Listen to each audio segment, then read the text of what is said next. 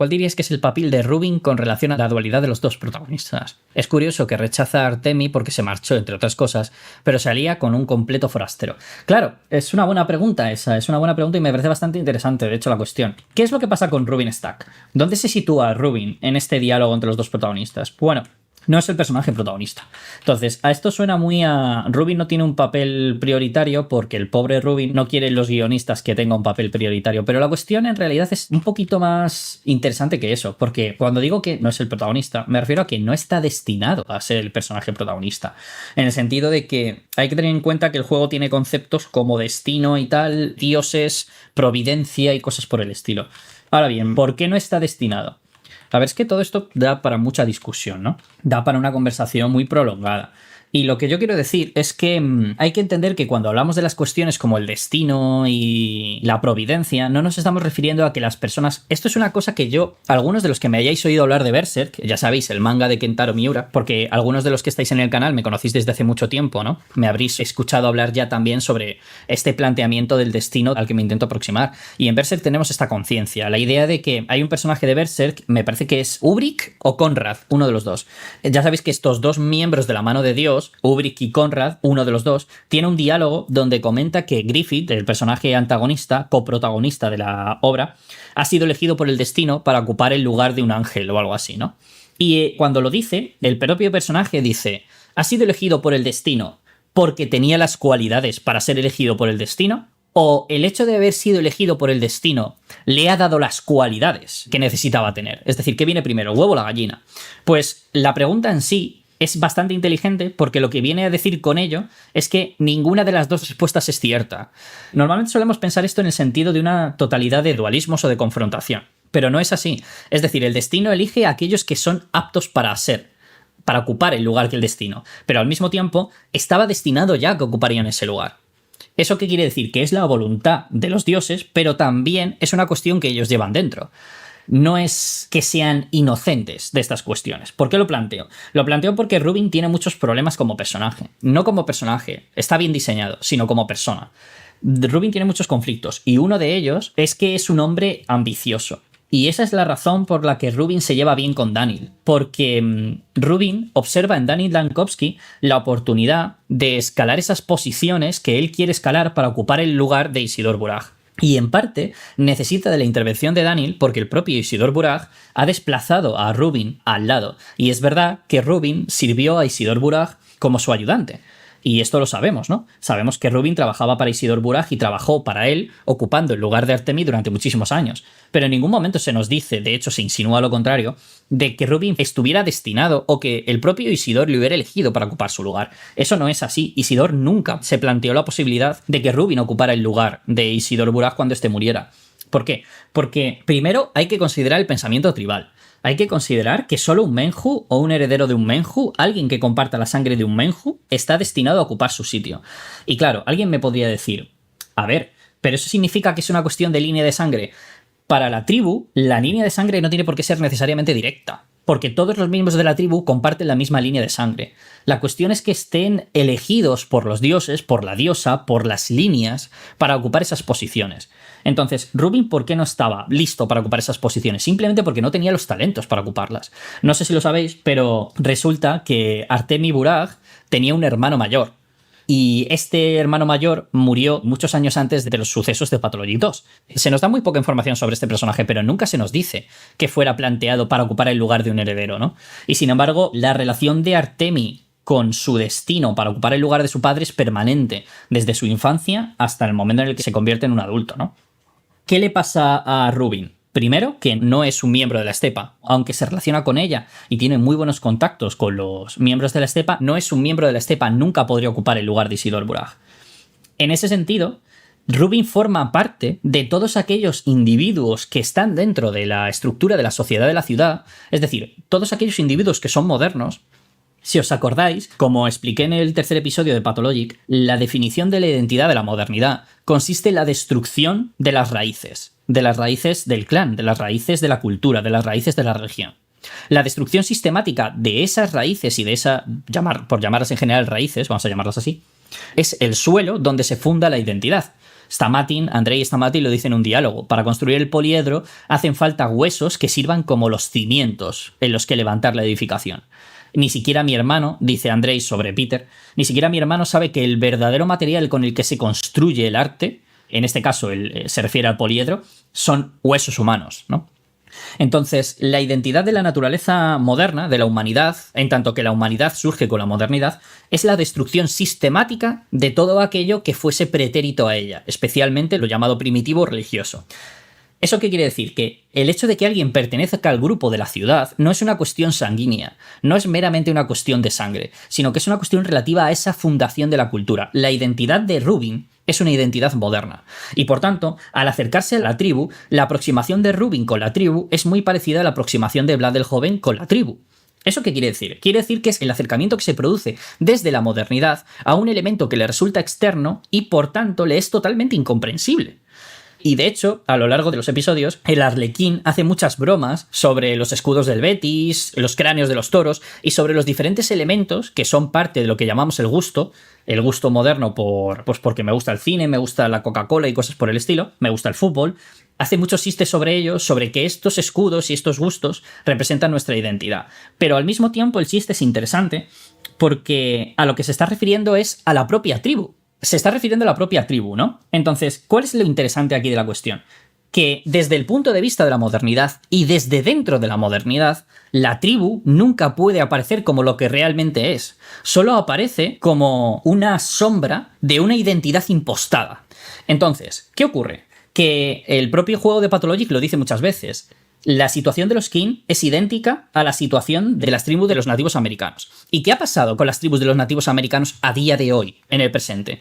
Tienen una serie de territorios que se les ha reservado e intentan sobrevivir alimentándose de las deudas de juego y del comercio de juego en América. Tienen ciertos monopolios sobre el juego y los casinos que les ha convertido en ricos. Les ha convertido en una asociación política dentro de la modernidad que es rica, que tiene poder económico.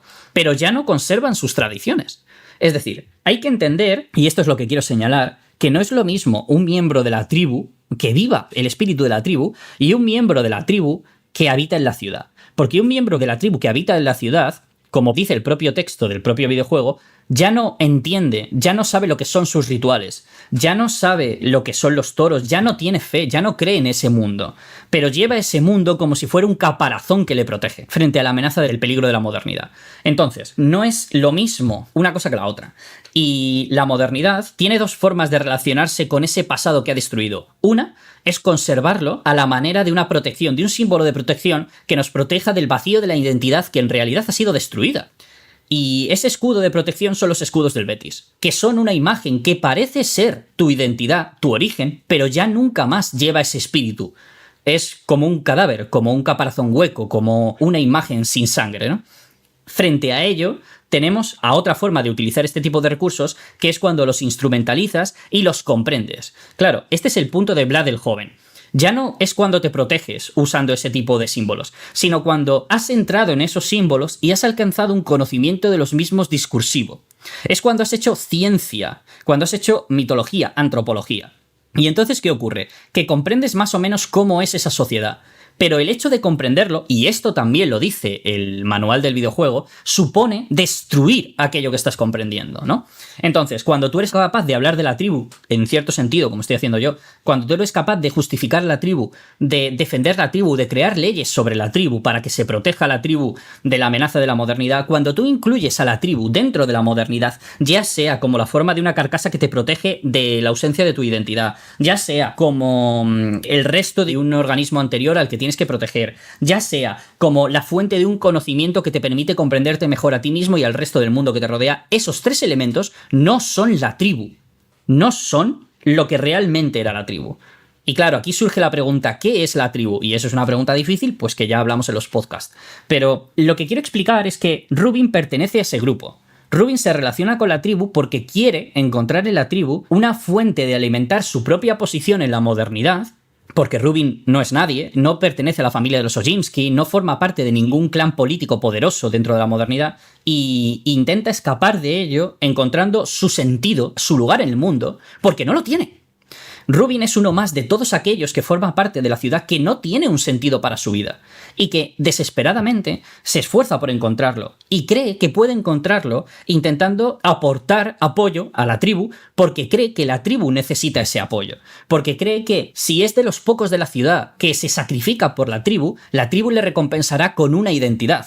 Y esto es algo que José Luis Pardo Torio dice en uno de sus libros. En un libro que a mí me gusta mucho y que se llama La intimidad, al final del todo, Pardo dice que hay gente que cree que todos aquellos que no tienen identidad, los miembros de la modernidad, son capaces de dar a luz a una identidad nueva, ¿no? Que otros ven en la ausencia de identidad una fuente de protección, pero esto no es así, es un engaño. Entonces, Rubin pertenece a ese grupo. Claro, alguien me podría decir, ¿por qué Rubin no es un médico importante como Daniel Dankovsky? Porque Rubin hace algo que Daniel Dankovsky no hace, y es renegar, tener miedo, sentir pánico ante su ausencia de identidad. Pero claro, Daniel Dankovsky no es una persona a la que le dé miedo su ausencia de identidad. Es una persona que encuentra en la fuente de la no identidad moderna, es decir, en la destrucción de lo tribal, encuentra la puerta a la divinidad. Daniel es un moderno de los pies a la cabeza. Rubin es un moderno que, como todos los modernos, está asustado de su modernidad, está asustado de quién es, de lo que le rodea, y como tal, busca una protección en la tribu. Y la tribu le acoge, pero no le convierte en uno de los suyos, porque no lo es. Y claro, aquí es donde podemos decir, pero a ver, no es uno de la tribu porque no ha nacido con la sangre de la tribu. No sé si me estoy explicando, estoy queriendo decir que es lo mismo, nacer con la sangre de la tribu y ser un miembro de la tribu, espiritualmente hablando. Entonces, ese es el problema con Rubin, que no es un miembro de la ciudad. Sí que lo es, evidentemente, pero tampoco es un miembro de la tribu, entonces está a medio camino. Y el personaje lucha desesperadamente por ser reconocido.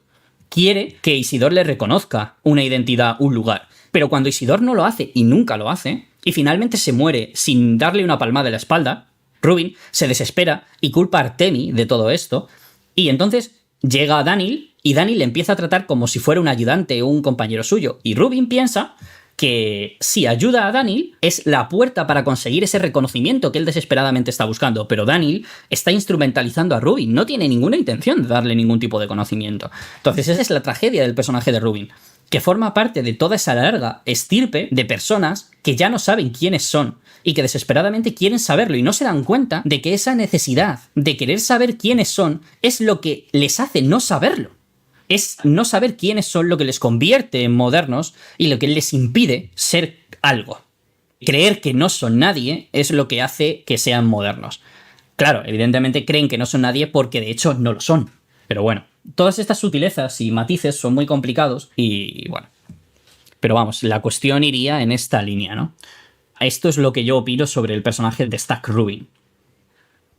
Claro, la tribu es mito. Desde el punto de la modernidad, sí. Desde el punto de vista. Se construye sobre su propia comunidad, sí. Cuando la escribes desde la lógica externa, necesariamente sales de su línea mitológica de conocimiento. Efectivamente. A ver, cualquier cultura no puede ser conocida sino desde dentro de la propia cultura. Y eso le pasa a la modernidad, pero también le pasa a la tribu. ¿Qué le pasa a Rubin?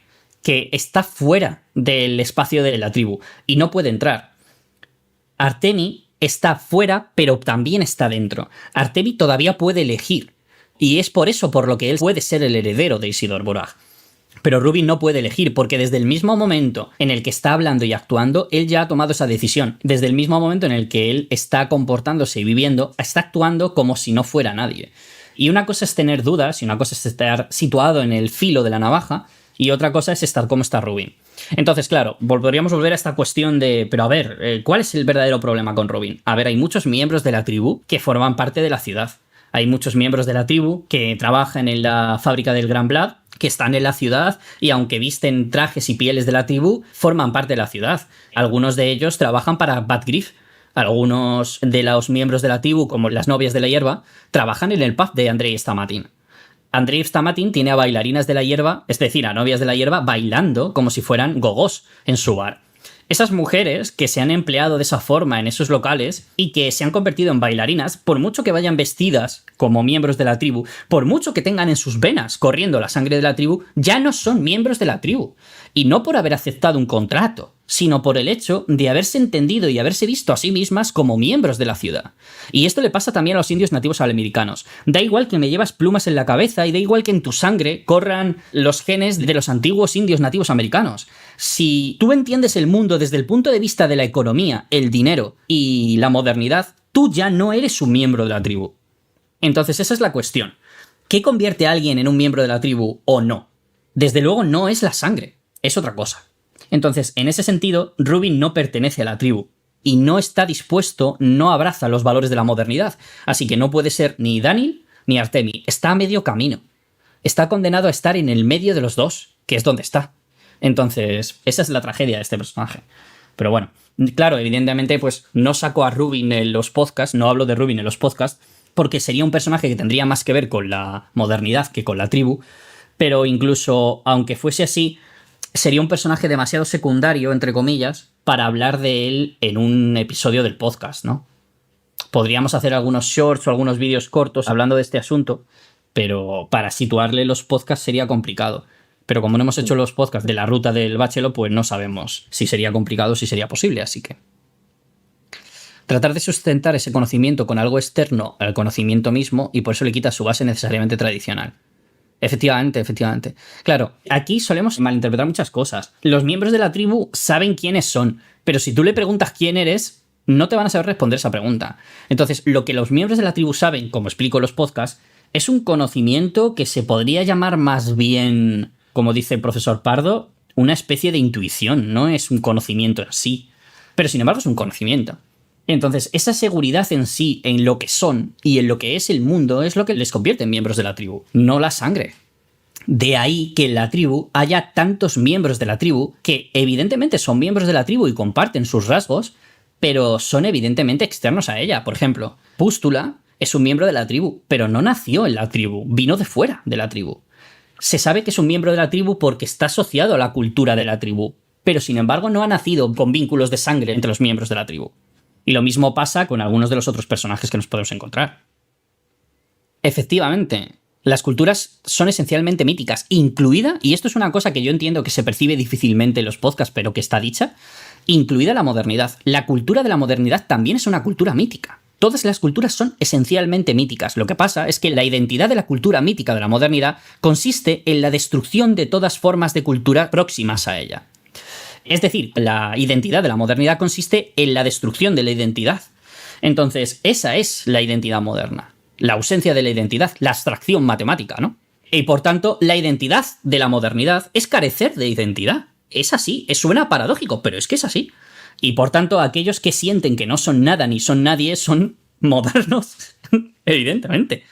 Y es así. De hecho, es una cosa que yo me suelo encontrar mucho. Algunos de los que estáis en el stream y que me conocéis y con los que he quedado personalmente y tal, que me conocéis de hace tiempo, algunos de vosotros me habéis expresado muchas veces vuestras dificultades y vuestros dolores a la hora de sentir que no pertenecéis al mundo. Y claro, esto es muy paradójico porque todo el mundo tiene esa sensación de que no pertenece a ningún lugar. Y creen que eso es algo que les pasa solo a ellos. Y no nos damos cuenta de que ese sentimiento es de raíz el sentimiento típicamente moderno. Todos nos sentimos así, todos estamos en esa situación y esa es la prueba de que somos de esta cultura y de esta sociedad. Entonces el dolor, ese dolor que sentimos, no es algo que nos haga ser menos en esta sociedad, al revés. Y eso es lo irónico.